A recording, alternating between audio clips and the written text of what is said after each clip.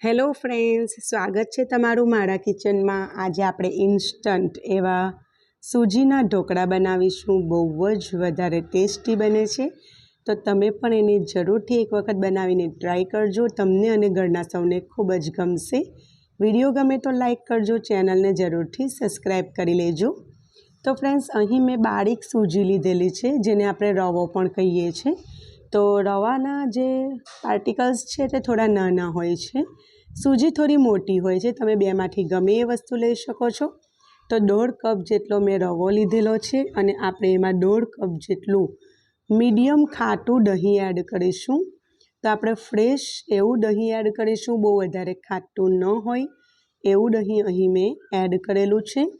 તો જેટલા કપ આપણે સૂજી લઈશું અથવા રવો લઈશું એટલા જ કપ આપણે એમાં દહીં લઈશું।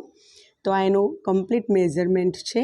હવે આપણે એને ખૂબ જ સારી રીતે મિક્સ કરી લઈશું અને સારી રીતે મિક્સ કર્યા પછી આપણે એને 15થી 20 મિનિટ સુધી મિનિમમ ઢાંકીને રહેવા દઈશું, જેથી રવાના જે કણ છે તે સરસ રીતે ફૂલી જશે।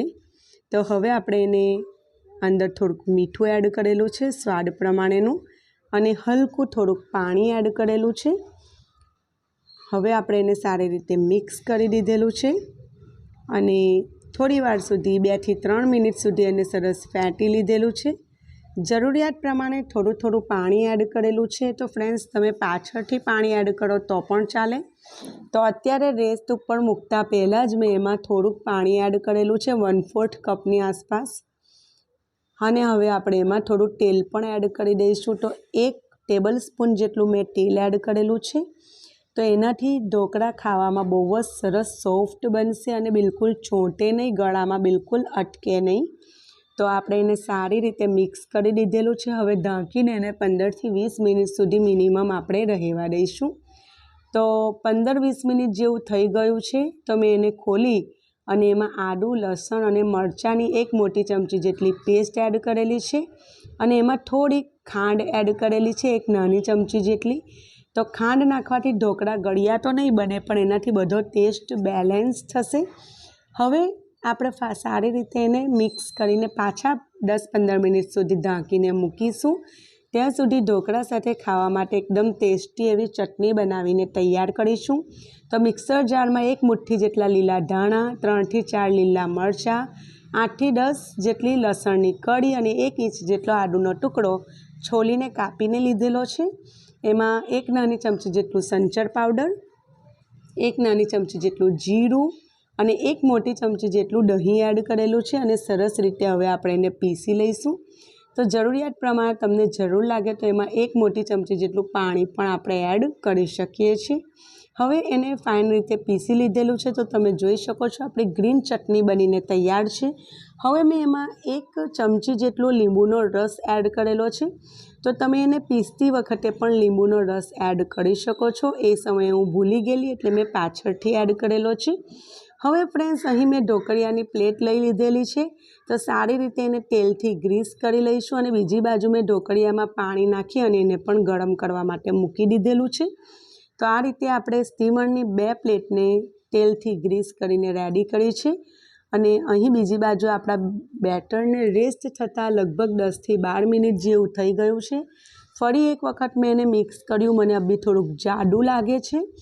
તો એને આપણે બહુ પાતળું નથી કરવાનું, એને હલકું જાડું જ રહેવા દેવાનું છે, પણ એમાં જરૂરિયાત પ્રમાણે થોડુંક પાણી એડ કરીને આપણે એની કન્સિસ્ટન્સીને સેટ કરી લઈશું। બહુ વધારે પાણી એકસાથે નથી એડ કરવાનું।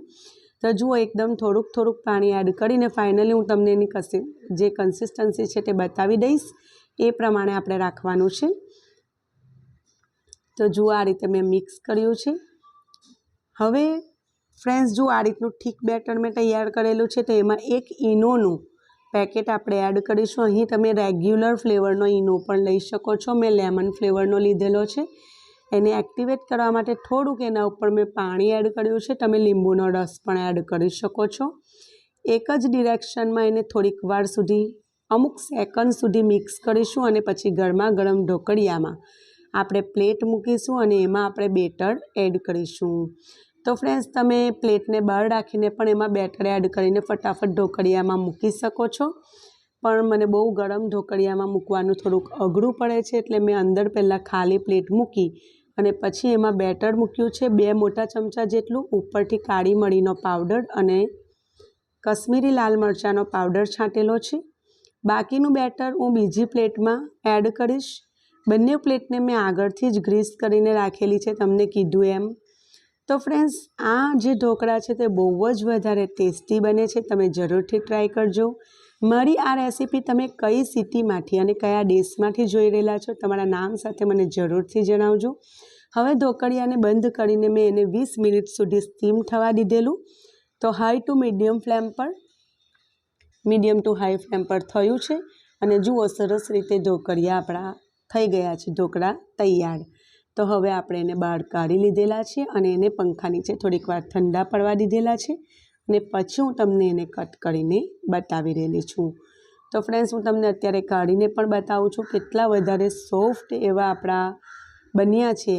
બહુ જ વધારે ટેસ્ટી બને છે, સોફ્ટ બને છે, ખાવામાં બહુ જ સરસ લાગતા હોય છે. ઇન્સ્ટન્ટ બનીને તૈયાર થઈ જાય છે. આથો લાવવાની કોઈ પણ પ્રકારની ઝંઝટ નથી હોતી. તો તમે એને બાળકોને નાસ્તામાં આપી શકો, ચા સાથે, અથવા હલકી ફૂલકી સાંજની જે ભૂખ હોય એમાં પણ તમે એને બનાવીને એન્જોય કરી શકો છો. હવે આપણે એના માટે વઘાર તૈયાર કરીશું. તો અહીં મેં વઘાડિયું મૂકેલું છે. એમાં 1 ચમચી જેટલું તેલ એડ કર્યું છે. તમે તેલનું પ્રમાણ થોડુંક વધારે કે ઓછું કરી શકો. મેં 1 ટેબલ સ્પૂન જેટલું લીધેલું છે. એમાં થોડી રાઈ, થોડા લીલા મરચાં આ રીતે ઊભા કટ લગાવીને મેં એડ કર્યા છે. થોડીક મેં ખાંડ પણ એડ કરેલી છે, એ ઓપ્શનલ છે, તમે એને સ્કીપ પણ કરી શકો છો. સરસ રીતે મિક્સ કરી દઈશું. આ સમયે તમે એમાં હલકું પાણી પણ એડ કરી શકો, પણ મેં એડ નથી કરેલું. હવે આપણે એને ઢોકળિયાની ઉપર બધો વઘાર આ રીતે નાખીશું. તો વઘાર નાખવાથી ઢોકળિયા બહુ જ ખાવામાં વધારે ટેસ્ટી લાગતા હોય છે. જો કે જે આ ઢોકળા છે સૂજીના ઢોકળાથી આમ જ તમે ખાશો તો પણ ટેસ્ટી લાગે છે. ઉપરથી મેં થોડા લીલા ધાણા સર્વિંગ માટે એડ કરેલા છે. તો ફ્રેન્ડ્સ, તમે પણ બનાવો, ખાઓ, એન્જોય કરો. તમને મારી રેસીપી કેવી લાગે છે મને કમેન્ટ સેક્શનમાં જરૂરથી કહેજો. તો જુઓ, મેં તમને તોડીને પણ બતાવ્યું. તો કેટલા સરસ સોફ્ટ અને ટેસ્ટી એવા ઢોકળા બનીને તૈયાર છે. તો ફ્રેન્ડ્સ, ફરી મળીશું એક નવી જબરજસ્ત રેસીપી સાથે. ત્યાં સુધી તમે પણ બનાવો, ખાઓ, એન્જોય કરો. ફ્રેન્ડ્સ, તમને મારી આ રેસીપી કેવી લાગી મને કમેન્ટ સેક્શનમાં જરૂરથી કહેજો. અને હા, ચેનલને હજુ સુધી સબસ્ક્રાઈબ ના કરી હોય તો ફ્રેન્ડ્સ જરૂરથી સબસ્ક્રાઈબ કરજો. ફરી મળીશું. આવજો.